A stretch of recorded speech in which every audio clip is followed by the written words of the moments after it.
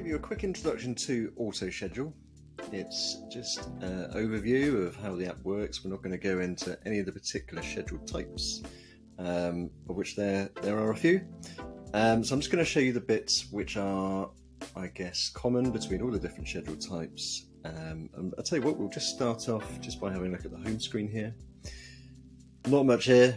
You can just go through and view all your schedules. This is where they all appear. You can see the history of the schedules that are run here. And if you want to, you can change your plan here. But we're just going to have a quick look now at creating a schedule. And we're just going to have a look at the bits when you're creating a schedule that each schedule type shares in common. So if we click here on create a schedule, or there's the button at the top here, you'll see that there are 6 different types of schedules. Discount prices, self-explanatory. This is where you can schedule a price discount, and with that you can schedule them to go back to where they were again after that. You can schedule an increased price, or as you've probably guessed it, you can then make it so it then goes back to the original price after that. You can schedule products to publish or unpublish. This is good for kind of product launches or menu rotations, that kind of thing. Adding or removing products from an online store channel. This is useful if you need the products to stay on a different sales channel like Facebook or Amazon, but you just want them to be added or removed from your online store. Add or remove tags from products. You can do this on any of the different schedule types, but if you just want to set schedules which add or remove tags, then you can do that. Actually gives you some pretty powerful options there, because you can set collections to include or exclude products with certain tags, and you can do all kinds of automations on your store. Or delete products, which is something I'd use with a lot of caution, because of course once you've deleted them, then you can't get it back. Obviously you can't set an end date on that, because once it's deleted, it's deleted. Your schedule deletes the products, and that's it.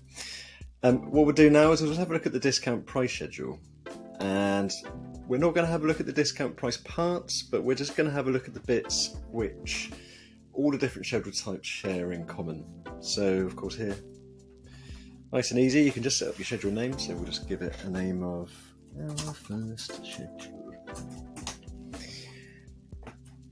You've got a kind of summary up here of the details of the schedule, what kind of schedule it is, and the bits you need to know: when it starts, when it ends, what kind of products it's applying to. We'll ignore these bits because they're kind of specific just to discounts, but we'll do another video for how to set up specifically discount schedules.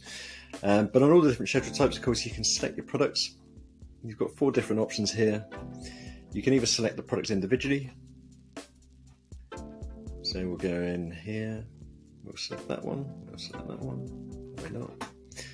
And if you decide that you want to kind of change those, you can just remove that, or you can change which of the variants of a particular product you want on there. Or you can select by collection.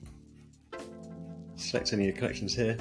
What this will do, and it's really important to point this out, is it will select the products that are in that collection at the time of running the schedule.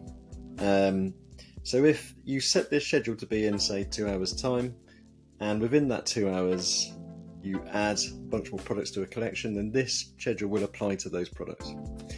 If you set an end date and time for this schedule, then it won't take into account anything that you've added or removed from that collection in that time period in between.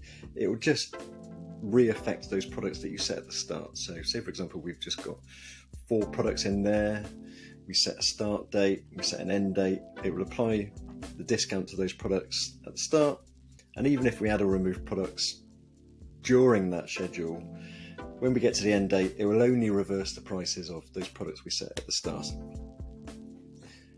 The other options we've got, specific tags, so we can select different tags in there, remove those.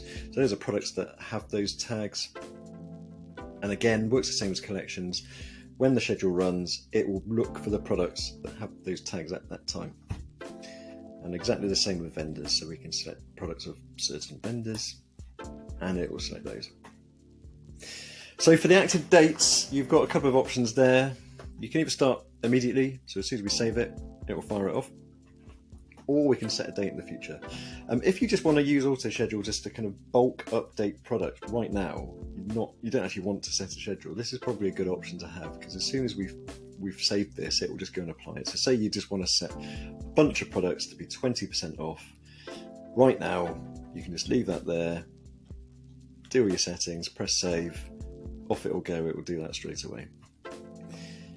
Most people set it to start someday in the future, so we'll save there, let's say 8 o'clock, why not? And if we just leave it like that, it will discount those products at that date and time, and that will be that. And it's really important to point out here that if you just leave it like that, then once that discount is applied or published or whatever, you can't reverse it because it's just a one-off schedule. The only way it can be reversed is if you set an end date. So we'll set an end date in the future after that. And what will happen is the schedule will run at that start date and time, and then it will reverse those prices or whatever kind of schedule you've set at the end date and time. But if you're kind of in the middle of the schedule and you think, oh, actually I want to reverse those now, then you'll find that there is a button in the schedule which will allow you to reverse that straight away. The repeating options, these apply to all the different schedules, except of course delete, because you can't repeat delete in the same product. You'll notice that the repeating options change depending on the dates that you've selected here. So because the time between those two dates are more than a week, we can only select every month or every year. You've also got some custom options in here. So we can go for every 22nd day, every 4th Friday, all kinds of different options here. You can also set an end date as well, so if it's repeating every 4th Friday at 8 AM, for example, you can say, I want that to keep on repeating until the 28th of November. Or you can say, I want it to stop repeating after 5 occurrences, why not? But we'll come out of that and we'll go to every month. As I said, if you kind of bring the end date down, notice we've got more options there for repeating, because it would be impossible to have it, say, to repeat every day if the length of the schedule is longer than a day. But if we bring it down to under a day, then see we've got every weekday or every day. The other options we've got here are we can add and remove tags for the duration of the schedule. So we can just add a bunch of tags that already exist, or we can add a new tag. And I'll add that in. Or you can flip it around. So if they already have those tags and you want them removed during the schedule, you can do that and then add them back in at the end. And last but not least, the countdown timer.